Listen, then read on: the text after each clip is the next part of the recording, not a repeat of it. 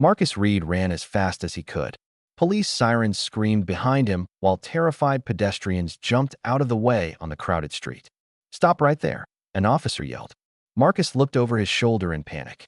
3 police cruisers chased him through downtown while officers shouted accusations over their loudspeakers. "Suspect is armed and dangerous." But Marcus wasn't armed.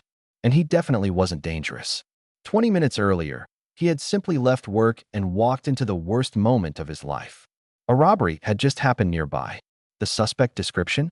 A tall black male in a dark jacket. That was enough. Now half the department was hunting him through the city. Marcus finally turned into a narrow alley and stopped, breathing heavily.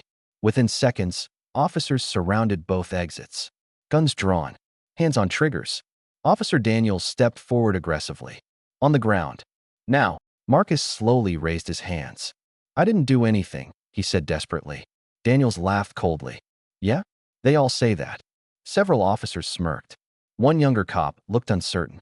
"Sir, we still haven't confirmed he's the suspect." Daniels ignored him completely.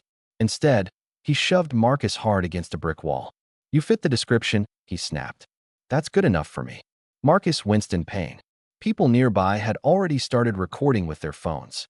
But Daniels didn't care. "You people always run," he muttered angrily. Marcus clenched his jaw.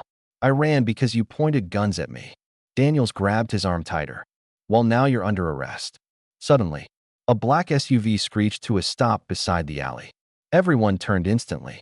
The driver's door opened slowly, and a sharply dressed black man stepped out wearing a dark navy suit. Calm, cold, controlled. An FBI badge hung visibly from his belt. The entire alley became silent. The man walked forward carefully, staring directly at Officer Daniels. "What exactly is happening here?" Daniels frowned. "Federal business doesn't concern you." The man stopped only a few feet away now, then calmly pulled a second badge from inside his jacket. "Special Agent David Reed, FBI Organized Crime Division." Daniels' face immediately changed, because the last name matched Marcus. The younger officer looked stunned. "That's your brother?" Marcus nodded silently. Agent Reed slowly looked at Marcus pressed against the wall, then back at Daniels. "Tell me," he said quietly, "what evidence made you decide my brother was dangerous?" Daniels hesitated. He matched the suspect description. Agent Reed raised an eyebrow. "That's it." Nobody answered. Several officers slowly lowered their weapons now. David stepped closer. "You chased an unarmed man through downtown," he said coldly, "without confirming identity, without witnesses, and without evidence." Daniels tried defending himself. He ran. Marcus finally snapped back. "You screamed that I had a gun before I even turned around." Silence. Because everyone knew it was true. David looked around at the officers recording bodycam footage, then calmly asked, "Do you know what happens when federal investigators review wrongful arrest cases?" Daniels swallowed hard. The younger officers looked nervous now too, because suddenly this wasn't a street arrest anymore. It was a public disaster. David gently pulled Marcus away from the wall, then adjusted his brother's jacket calmly. "You okay?" Marcus nodded quietly.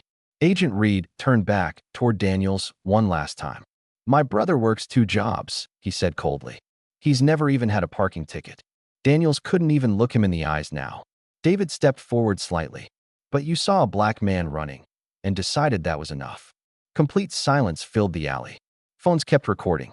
Witnesses stared. And for the first time since the chase began, the officers looked terrified, because the man they hunted like a criminal had an FBI agent standing beside him. And now the entire city was watching.